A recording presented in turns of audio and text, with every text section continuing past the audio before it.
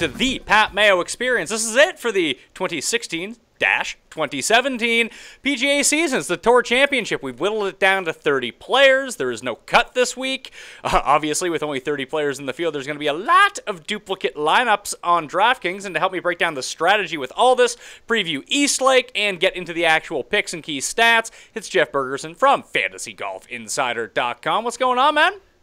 Not too much, Pat. I'm looking forward to a show where we don't have the lost files for the audio like last week. Yeah, well, I mean, that was absolutely devastating. We had a great show. I was hyping up my main man, Stuart Sink, and then all of a sudden it was lost to time. Good thing I don't think you do this, Pat, but it's one of those deals like when a musician dies, they have them hidden away somewhere, and then they send them out and they become really famous. You don't have it hidden away somewhere, do you? Put it this way, if people know me, they know the amount of content that I put out. There is nothing left on the cutting room floor. If I had it to put out, it would be out. Okay, can you tell people where you're doing this from? Because I thought it was hilarious. Oh, I've talked to you from some weird places, Pat. I've talked to you from Disney World for the players. I've talked to you from the island of St. Martin, I think last fall. I've talked to you from a dingy hotel room in Milwaukee, but tonight I'm at my softball game, and I didn't want to park by the field because I got some lunkhead teammates who would probably see me in the vehicle and start rapping on my vehicle and make a lot of noise. So I kind of pulled off of the parking lot into a park here, and people are walking by looking at me a little bit strange that I'm parked in the grass. So yeah, it's a little bit different this week. Yeah, well, I mean, as long as you get to focus and there aren't people tapping on everything that's going on, I think we're good. I really appreciate that you seclude yourself off to protect the audio of the show. It's anything for the show, Pat. All right, let's get straight into the course. It's Eastlake, same place where they play the Tour Championship every year in Atlanta. Like I mentioned, only 30 players in the field. There will be no cut this week, and lock time actually isn't until around noon Eastern. I think it's 11:40 a.m. Eastern time on Thursday. So you can wake up Thursday morning and build lineups. It's going to be even more fun, some extra juice out of the show. But I want to talk about strategy for a second, and we encounter this at a few tournaments a year. Generally, the field is not this small. The only thing it's really equivalent to is the Hero World Challenge at the beginning of December, and then you have the Tournament of Champions at the very beginning of January, where there's just so few players in the field. So what do you do this week in GPPs? I mean, do you even play cash games when it comes down to this? I generally don't. I kind of stopped playing cash games last week. And this week I'll continue. I'm going to be revved up for the fall. I mean, we absolutely have dominated fall golf in the past. And so I'm going to hold off on cash games. And it's only 2 weeks till the fall season kicks off. So I'm going to hold off on cash games. I'll play GPPs this week just to be interesting. But I am going to scale back my bankroll a little bit this week just because there are only 30 guys. And you really need to hit the nuts. And we saw that last year in GPPs. So the winners of the $3, there is actually a three-way tie in the $3. And one of those same teams won the $33. We saw all three guys in the playoff on those rosters. So we really need to hit the nuts this week, and that's not an easy thing to do. No, of course not. If it was that easy, I'd be taking down GPPs all the time instead of just bleeding money away every single week with terrible picks. So when it comes to leaving money on the table, is that the way that you kind of have to approach that? Because unlike last week with 70 players in the field, you can actually leave some money on the table this time around and not feel terrible about your teams. Right. So they changed the pricing structure dramatically this week. Last week when we talked, Pat, they had changed the pricing so that the lowest price player was $6,900, and it was very tight. The top guys were still priced the same. We could only get one stud in our lineups last week. This week is a lot different because they changed the range. So now the least amount of anyone is $6,200, and you actually have 10 guys under $6,900 to choose from this week, which is a third of the field, essentially. So you have a ton of options. You can even stack guys up top, and if you wanted to leave some money on the table, like last week, it would have been very difficult. You would have sacrificed a lot of value if you would have left 600, 700, 800 even on the table. But this week you could do that and still have very legitimate lineups. So how much money do you think leaving on the table would be appropriate to, I mean, you're not going to have any guarantees that you don't have a duplicate lineup of someone else, but let's say you left $400 on the table. I've done it a few times. I left $600 on the table when just lineups I was screwing around with, and the teams don't look all that bad. Would that be the way to go, $400 to $600? Because it seems like leaving $1,000 is probably a bit much. I agree with you. I think 4 to 6 is plenty to do. We see like every week I look at this closely, and like 80 to 90% of the teams go down to within 200 or even break, use every dollar. So to separate yourself, like you said, you're going to have to, you might have duplicates this week anyway, but I think 4 to 6 is a decent number. I'm not big into going over 1,000. I know a few people who do that, but I'm not one of them. I think that's plenty sufficient there. Yeah, I feel like at that point you're probably trying to get a bit too cute, and you're Yeah. actually sacrificing the upside of your lineup. Yep.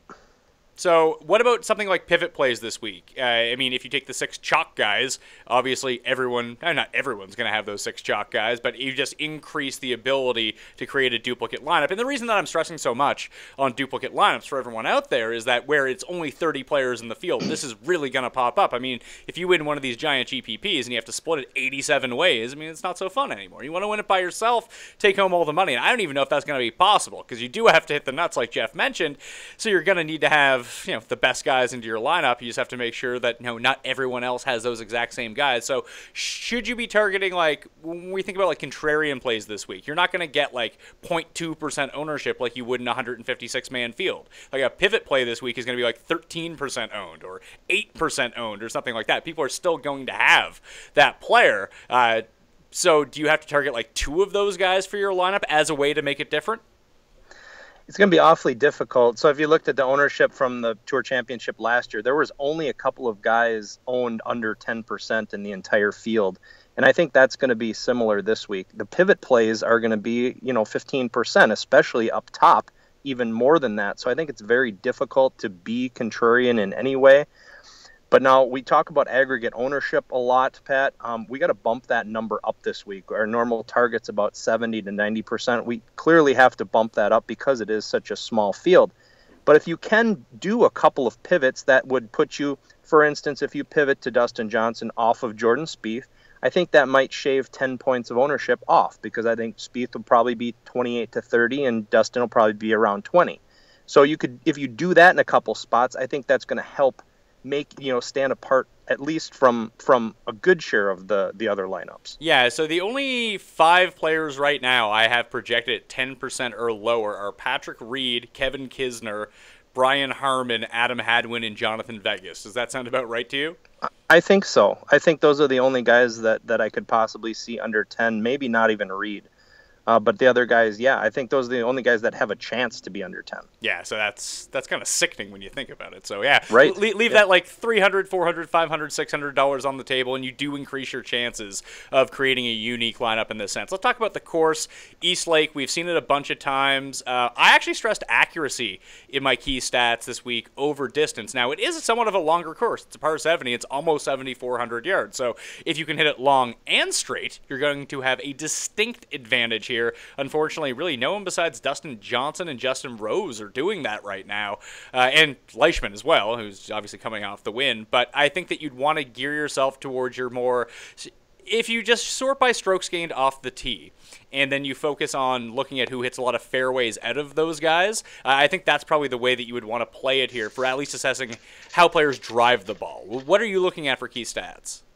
Well, clearly birdies are better. I do have some weighting on accuracy in our model this week, definitely. Proximity. So it's kind of accuracy both off the tee and approaching the green. We have a small amount on scrambling as well.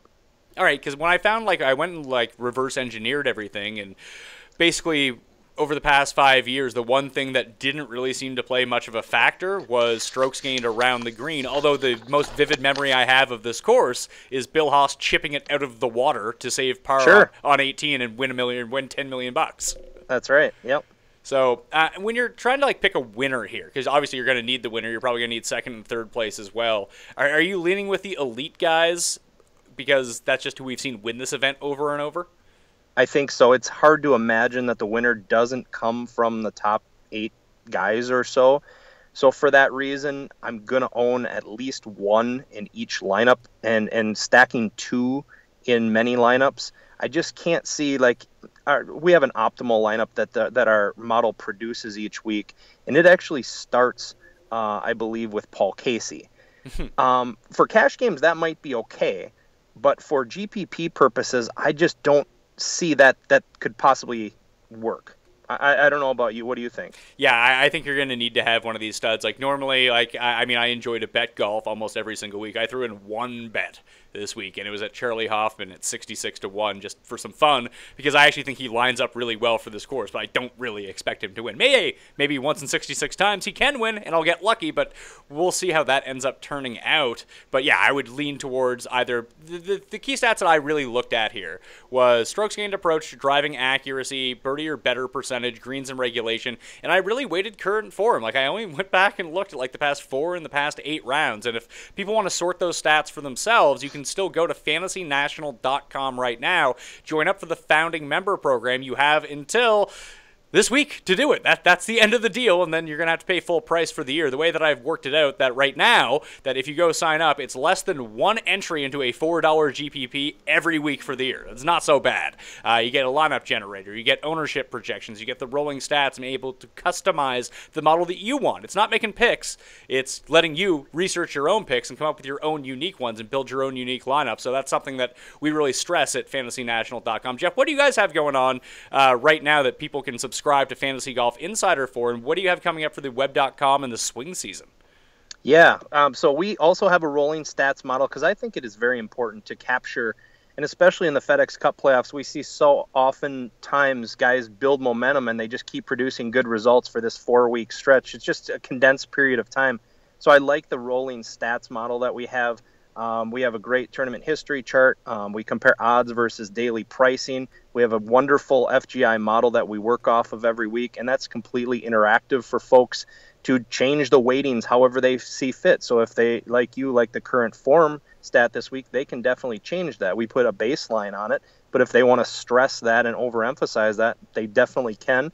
I'm currently writing an article on the web.com tour guys, the new guys to the tour in a couple weeks. I think we have a huge edge over most everybody playing DFS golf in the fall because, 1, they're focused on football, and 2, we know who these guys are. We've been following them all summer. So I'm working on that article right now, and that's why I love fall golf so much. Yeah, fall golf's a lot of fun. It was just like you. I had a great swing season last year. Just because you get a lot of spillover from the play that people do with NFL. Hey, I'm going to fill out 10 NFL lineups. Hey, I'll throw into golf too. You just get a lot of those people around, so it's sure. It's perfect. It is. Yep. So we can ride our main man, Xander Schauffele, who the only reason that anyone kind of was on him to begin with was because he was a swing season darling. For sure. Xander, you had JT Poston for a while. There was several guys who had nice runs this season who were new to the tour that nobody knew in the last fall. Yeah, now we know them. We'll find those guys out now. But let's circle back to East Lake. When we look at the top 10 in pricing, Jordan Spieth comes in at number 1 because obviously he's going to come in at number 1. He's been playing so well. He hasn't broke through for a win in the FedEx Cup playoffs yet. He's $11,600. He's followed by DJ, and then Ricky Fowler, Jason Day, Justin Thomas, John Rahm, and Hideki Matsuyama. Those are your 9,000 to 11,600 type players. So you say you're going to take one of these guys in almost any given lineup. I mean, with only 30 players in the field, I think there's going to be a thing where people try to make so many lineups they just have everyone, and I never am kind of for that. But you think you can do that at the top if you mix and match? I don't think so. I don't think you can. I think you just shoot for the guy who you think has the best chance to win. Maybe even ignore ownership up top. Because, the difference is 10 percentage points in ownership from Spieth to Johnson, say, or Spieth to Fowler. That's probably not worth enough if you really think Spieth is gonna win this thing. And I think he will be the chalk up here, but he's been real close the last few weeks. And I really like him probably the most up top here. Yeah, I am on the exact same page with you. You can find my cheat sheet up at dkplaybook.com right now, and he's the first one on the list. Jordan Spieth, the only other guy above $10,000 that I'm going to be playing my lineups because I'm not doing 150 lineups. Hell, I might not even do 20 lineups this week. Probably just do like 5 or 10 or something like that. Jason Day is the one that I'm going to next. I just like his game for this course, and of course Kevin Chappell ended up in a playoff here last year, so anywhere Kevin Chappell can do well, Jason Day can do well too. So I just think that we haven't seen 4 good rounds from him all at once in a very, very long time, and it would just be kind of funny that if this was the spot where it got going, I think skill-wise he sets up perfectly. Whether or not his form can get there, we saw flashes of it last week, and then he kind of pittered out on the weekend. I think he can get it back going, and I think that he is going to be lesser owned than, let's say, like Ricky Fowler at basically the same price. I think there might be equal. I think Day might actually be a little bit more popular. I do like him, though. I liked him last week, too. And then I heard right before opening tee-off that he was dealing with some illness and sick. Well, that's typical Jason Day. So I'm like, oh, geez, here we go again. But, he dominated. So he was very, very good, and he's been really close, too. I like Day this week as well at 10-1. But I think a lot of people will be stacking Spieth and Day, or Spieth and Rahm, or Spieth and Rose, I think will be the major combinations up top this week. Yeah, I think that Justin Rose probably projects right now to be the highest owned player. He rates out number 1 in my model over the last 4, just based on what he did last week. And I think that a lot of people, for whatever that they're looking at, Justin Rose is popping for them as well. Of course, he has a great track record at Eastlake. So does Paul Casey, and Paul Casey's always going to have that ownership. But, I just don't think Paul Casey can win. If I don't think that Paul Casey can win, I can't pay for him this week. Even if he comes second, you're going to need to have him. But if it's between Rose and Casey for me, or even if it's Sergio or Casey for me, I actually think that, I would project Casey to finish higher. If you told me that one of those two guys won, it would probably be Sergio. Sure. Yeah, it could be. Last week I strategically faded Casey because I thought he had just kind of become overheated and he was the buzz in the industry and he was going to be weighted by 30 to 40%, even in the bigger dollar contest, even more than that. So I faded him and it worked. This week, people the ownership might be down a little bit because Rose is right next to him. He's between Rose and Leishman, and he had a real disappointing performance last week. So I think this might be a decent time to get back on. All right, so in my projections right now, I have Justin Rose at 43% ownership and Paul Casey at 31% ownership. I think a lot of people are maybe, if they're not using Spieth, they're going a bit lower and then using those two guys as next and avoiding the Rahm territory kind of thing. But the two players that are going, I wouldn't say under, they're going under-owned, but they're still going to have, like you mentioned, a decent amount of ownership. People seem to be off Hideki here, and people are somewhat off Justin Thomas as well, which I thought was interesting because if we're dealing with a small field, no-cut event, these two guys, that's their jam, or these no-cut events. So, should we be using them? Yeah, I hate to doubt Hideki in a 9K too with lower ownership. I really do. His form has just been not good. He's played well here at Eastlake before. He had a good finish last year here. I'm okay with him for a contrarian play up top. I don't like him as much as, say, Rahm, who's just been coming in red hot, and I think his price is way too low for how he's been playing. I wish I could own more of Hideki. I'm just a little bit scared. I'm more confident in Rahm this week. I am more confident in Rahm as well. So those are the first 3 names on my sheet. Spieth, Dave, and John Rahm. We're very much reading the same tea leaves here. Next, I didn't even really bother with the rest of the $8,000 area. I am going to use some Sergio because I do project him to be rather lowly owned as well. But, he's even $7,900. So it's weird that at that price where you can get Sergio, I know he hasn't been the greatest lately, but it just seems like an undervalue. It was like Kuchar last week. Kuchar just seemed too cheap, and then people talk themselves off of Kuchar. And, of course, Kuchar shows up, ends up with a great week, and you probably just should have used him. He was he was the thing in the middle of the bingo card. You just get that space and you're good to go. So when it comes to Leishman, do you think that people are going to be on him or Brooks? Because I'm going to avoid both of them. Oh, and the thing is, we're down to the best 30 players of the year. You can start making cases against people because that's what we have to do. If you want to make the case for any of these guys, that's much easier to do than make the case of why you're not going to play them. I just think that Leishman's going to be too highly owned. I find it hard to believe that he's going to go back-to-back, and I just don't like where Brooks is at right now. Yeah, it's kind of funny. Zach and I were talking about these two guys as our biggest question marks last night. Leishman, you feel like the whole industry kind of goes away from the guy who won the week before, which is what I think it might happen this week. But then you also have the idea of guys really heating up in the FedEx Cup playoffs and carrying the momentum over from one event to another. It's very difficult to know what his ownership is going to be, but I think if he's lower owned, I like him. But I kind of like Brooks maybe a little bit better Saturday, Zach actually texted me. He's like, "Oh wow, Brooks again in the FedEx Cup playoffs is terrible." And then that kind of sparked him on Sunday, and he just played amazing. So whether he carries that momentum in this week, we do have the four guaranteed rounds, no cut. So I like Brooks a lot better. He can score. So even if he has a flop the first few days like he did last week, he can still kind of make it up by just a dynamic round on Sunday. So I think he's a tremendous value at 8,100. I actually like him a little bit better than Leishman. Yeah, and I like Sergio the best of that bunch, but from this minus $8,000 crowd, Sergio's at $7,900. Then it goes Cantlay, Kuchar, Kevin Chappell, Patrick Reed, Webb Simpson, Charlie Hoffman, Tony Finau, and that is the entire $7,000 level when we look at it. And from there, I think you're going to kind of have to mix and match a little bit. I do like Sergio as a pivot play, but the ones that I'm going with are going to be Matt Kuchar, Chappell, Webb Simpson, and Charlie Hoffman. No matter what I kind of ran in the stats that I was looking at, if Charlie Hoffman can just hit a few 8-foot putts this week, I think he's going to be entirely in the mix. I already bet him, like I mentioned, he's going to be sort of an anchor for me in this middle tier section. And what do you think about Charlie Hoffman? I don't have Charlie Hoffman in my core. Mistake. I do. I do have Simpson. I do have Kuchar and Chappell. And then I'm going back and forth, and I'm hoping you can help me with Tony Finau this week, Pat. Can you please tell me how well he's going to perform? Because I have gotten him I've gotten him wrong the last 5 tournaments he's played. Well, he was 3rd in the field last week in strokes gained putting. Yep. Which is a big red flag for me with him. Yes. Now, if he continues that going, because we see guys get hot with the putter every now and then, and it just continues to roll. I mean, if he finishes 3rd again, the fact that he finished 3rd in that tournament in strokes gained putting and didn't win would scare me. True. That's all we ever want from him. Just it's basically like, hey, we're going to take Tony Finau this week, pay $9,000 for him in like a random event. Hey, if he just finishes around like slightly above average in putting, he's probably going to win. And the fact that he now does it and finishes one of the top performers and he doesn't win, that would kind of terrify me.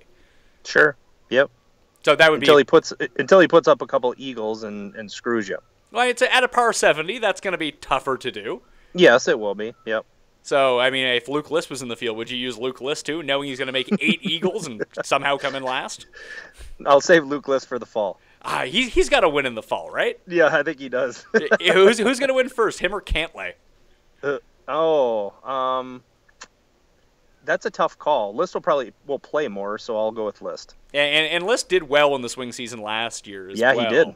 Yep. He was pretty close a few times. So maybe these easier fields where he can load up, he just use Luke List every week until he ultimately flames out. But he's had a really good end to the season. Now this is the tricky area because we're going to have to take some guys from down in the sub $7,000 level.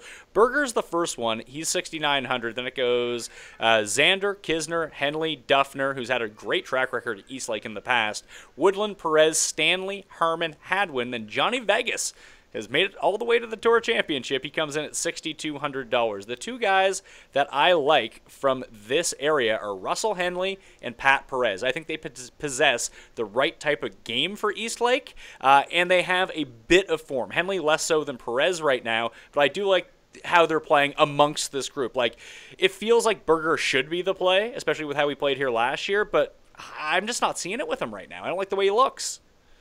You surprised me a little bit with the Henley call. Really? Yeah, I think I thought you would go with Duffner, Woodland, and Perez down in that range. I gave Woodland a really hard look, and I didn't love how he played last week. And Duffner just seems out of sorts. Like, he just doesn't seem like Jason Duffner at this point. I know he hasn't been good the last couple of events, but he has had a good track record here. And when he can putt, he does really well on Bermuda greens this week. I like Duffner. He's in my core this week. I don't love the other options. I really don't like Harmon. Stanley, I'll own a little bit of Stanley down here. I like him a lot better than Hadwin or Vegas. I just think he's been putting really well actually lately, which is surprising because normally it's the ball striking that's very good and his putting's very poor. So if his ball striking comes back to normal and he can maintain the hot putter, I think he can play well this week too. Well, Duffner and Woodland right now, I mean, if you did want to take them and you did get their putter to ignite a little bit. Like the main range that I really highlighted in my custom model on fantasynational.com. If you guys go subscribe right now, it's still free to use right now if you do want to test it out, by the way, and join the beta program before signing up for the full year, which you should really do. I have 5 to 10 feet highlighted as a range that I really want to go with because I think that directly fuels birdies or better. Something like, if Jason Duffner can start making 8-foot putts, and you can say this with almost anyone, but right now those are two guys that just are not doing it, but they're hitting a ton of green and regulations, and in this field over the past, at least last week, Duffner was 5th in strokes gained approach of anyone who made it to Eastlake, and Woodland was 3rd. So I get where you're coming from with those guys if we can just shake the putter. The best guy in the field from that 5 to 10 range last week was actually Russell Henley. So I just think tee to green, when he gets going, I don't have the hugest expectations for him, but I don't think he's going to be super highly owned. And when he plays at his peak, if he can get to that level this week, I think he sets up perfectly for this course.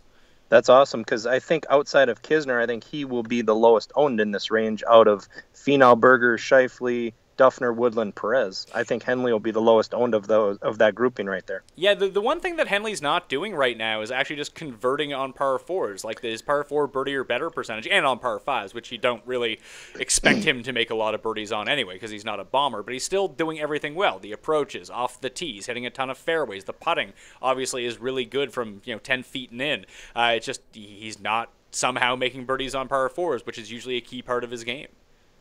And his putter can get really hot, and his putter hasn't been as good as it can be. So if that does revert to normal, you might have made just a great call down here. Well, we're back on Bermuda, too. He has the win at the Honda True. Classic. He has the win at the Sony. He has the win on the mixed greens at earlier this season at Shell. So I think this is a preferred putting surface. And that's one thing that gives me some pause about fading Berger is that anytime you get this guy in Bermuda, he's lights out.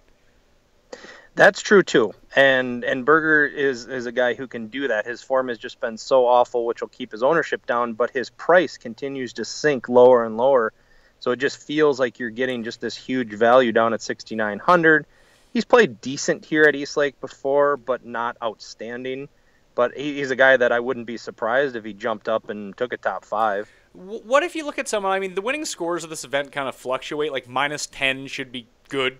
It might not win. Someone can get lower than that, but generally speaking, -10 is a good number to get at. If Hadwin's putter can get back going, I know the rest of his game's kind of wonky, but he's still hitting every fairway. He's not going to get himself into a ton of trouble at this course. Is he someone who can just kind of sneak under the radar, never really be in contention, finish at -6 because he never makes any bogeys because he's just putting the ball down the center every single time? Yeah, possibly. When was his last good performance? Was it WGC? Ooh, I feel like he was hot a few weeks ago. Let me go check here. Adam, I think he played well, but he didn't break the top 10. 6,200, 8 weeks ago was the last time that he came 5th 8 weeks ago, and then he was 13th at the Deutsche Bank. Right. It might have been WGC that he played well at. Par 70 course, accuracy's a key stat. Possibly. I wish I would see a little bit better form of the last several months because he kind of just went back into normal Adam Hadwin mode after just being lights out in the spring. I don't think I will own him unless I really stack a few top guys and I'm just desperate for a 62. I'd put him slightly above Vegas in my rankings if I were to rank those bottom guys. Yeah, I don't feel like, unless Johnny Vegas just starts hitting the ball dead straight and bombing it, I just feel like he gets into too much trouble here. Agree. And I guess you mentioned Stanley too. Did he play too much? Are we into a fatigue part of the season for some of these guys that haven't been here before? Could be. That's tough to tell. There's no stats that can really tell us that because every once in a while you see guys who have played a lot, like Patrick Reed. Not last week, but the 3 weeks prior to that had been playing really well. He plays every dang week throughout the year, so maybe he had kind of broken through that wall. Webb Simpson plays quite a bit, and he's been playing really good as of late. He's got 3 top 10s in his last 4 events, which is kind of why I like him a lot. So I don't know if there is anything to that. Be interesting if someone can come out with a stat that would kind of help us determine whether there's a certain number of events before guys hit a wall.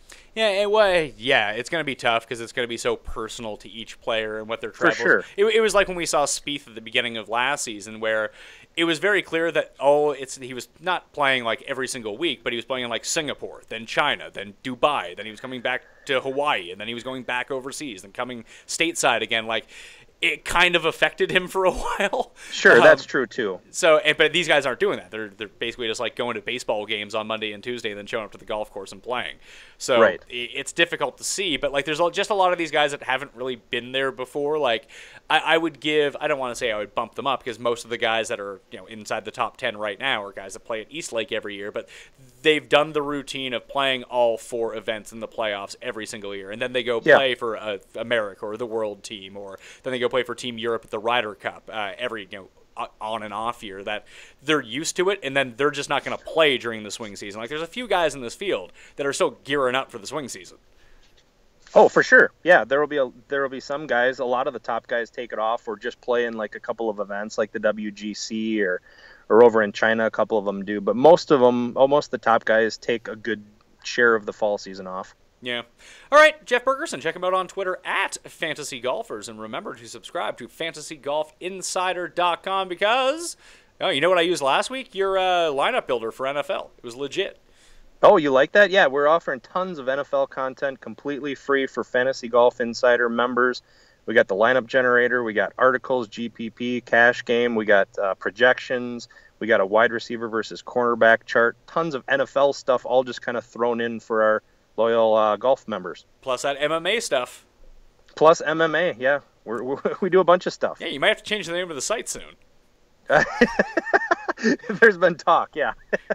All right, Jeff Bergerson, thanks for being on. This is it for the fantasy golf season until 2 weeks from now. And we have the Safeway Open, and we got a full field again. So we're right back at it. And we can start printing the cash during the swing season, right?